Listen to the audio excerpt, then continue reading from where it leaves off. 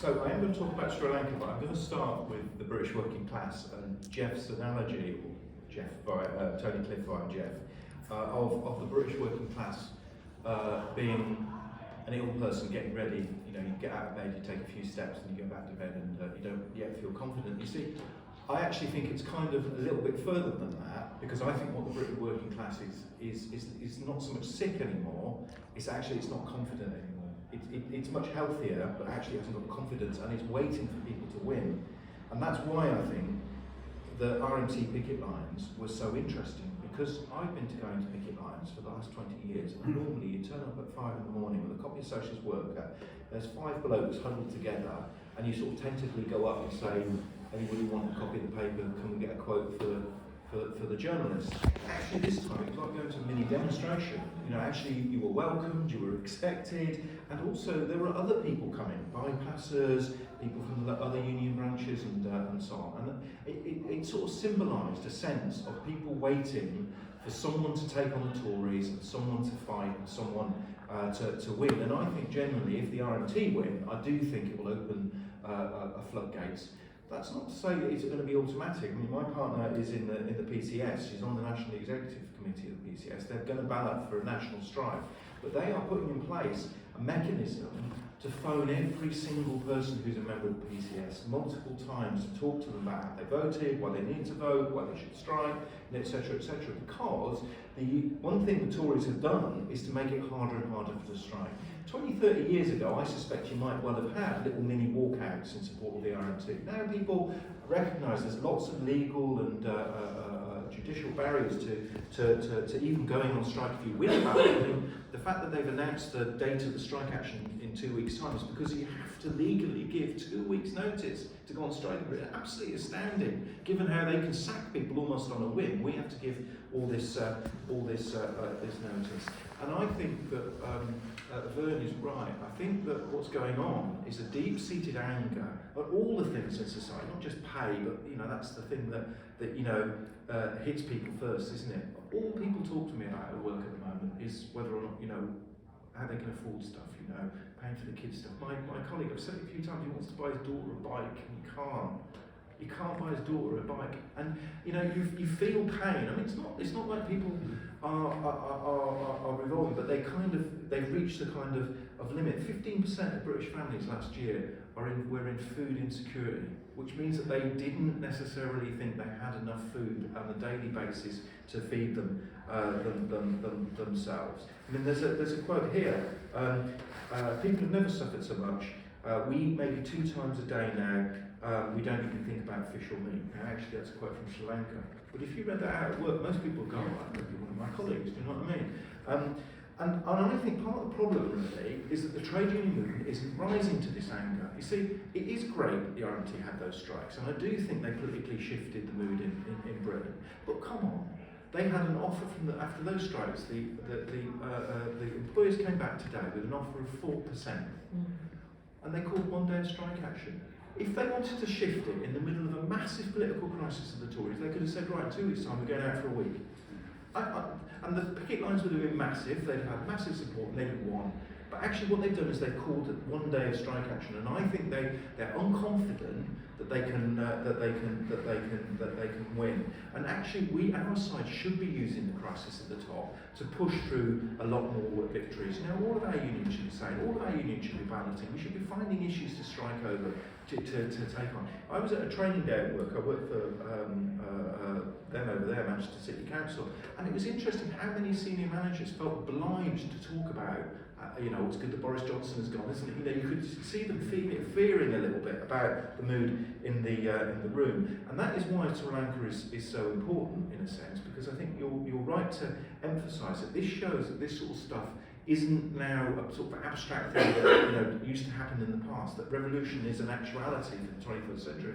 One of the reasons I wrote the book on socialism or extinction is to argue that the deep-seated nature of capitalist production actually makes it impossible for them to solve climate change. Actually, you do need revolutionary change, but there's all sorts of other reasons you need revolutionary change as well. And Sri Lanka shows that it's possible. And what you're seeing in Sri Lanka is not, you know, the outbreakings of revolutions are always joyous affairs. You know, the swimming pool stuff, the breaking into the president's personal bedroom and, you know, hanging his underwear out the window. You know, this is a celebratory mood. And there's a lovely little article on the back of Socialist Worker which contains that quote I had earlier, but it gives a sense of that. You know, the fact that he had to give his last press conference, the president, Raja Kapasky, from a naval vessel 5 miles offshore, because there's nowhere else he could do it. You know, that's the strength of the movement. But already the debates are coming out. Already the discussions, you know, the debates about racism in Sri Lankan society. The fact that, you know, incredibly racist society towards the Tamil minority, the Muslim minority, and so on, and actually debates inside the revolution about how you can involve people from other religions in the movement and so on. And if comrades haven't had it yet, the latest issue is not here yet, unfortunately, of the International Socialism Journal has an interview with a leading trade unionist of Sri Lanka about some of the background to some of this politics, which I think is kind of essential reading. And I do think that, you know, like in the Arab Spring, the early stages of what's happened in Sri Lanka have seen the breakdown of some of the mechanisms of the capitalist state. You know, a couple of things about policemen taking off their uniforms and joining the things, the army refusing to fight, as Jeff talks about. This is what's happening, but actually it needs much more of that. And the revolution's gone through its joyous phase. It's got rid of the first president. It will probably get rid of another president or two down the road, but it will start to raise all sorts of political questions about how they can win and what sort of what winning looks like. Is winning just a sort of left-wing government that's going to reduce prices and improve supplies or whatever, or is it actually going to be much more fundamental change? And what there isn't yet in Sri Lanka is any real beginnings of any organic workers' organisations from below that can become the basis for an alternative to the state. And that's why I'm great. It's great that communists talk about Sri Lanka, but we cannot not talk about Sudan.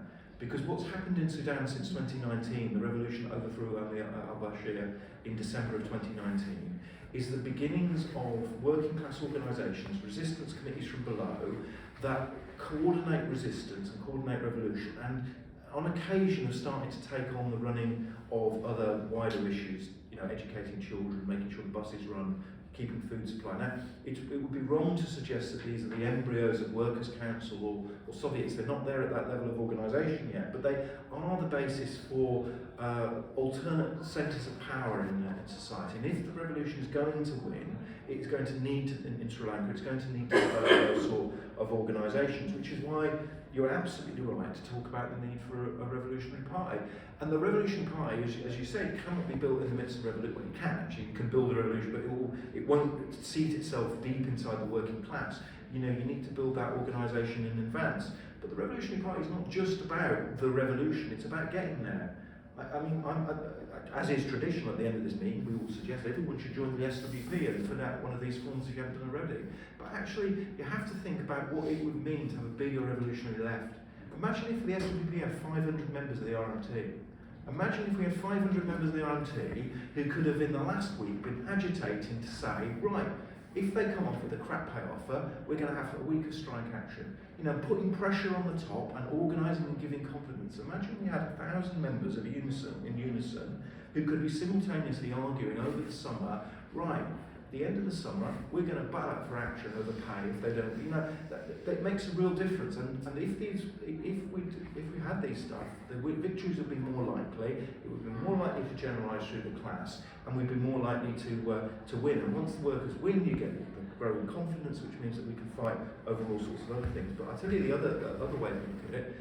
Never mind that. Imagine in Sri Lanka, which is a population of about 22 million people, it's about a third of the size of Britain. Imagine there were 100,000 Bolsheviks there. Because what they would be doing is they would be now organising to say, right, let's have a meeting in this workplace and elect some delegates.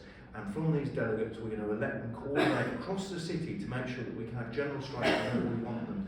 That's really what we're aiming for. It might sound pie in the sky and it can happen. But remember that quote from that woman: people have never suffered so much, never in my wildest dreams did I think this would happen in Sri Lanka. It could happen here. And I think the spontaneity and explosion that's happening on the streets of Sri Lanka may well be Britain's future. And we need a big left, a big revolutionary left, and particularly a big SWP, for that when that outbreak happens, it can win. And it's more likely to happen because we've been agitating on the streets today. So I'll leave it there.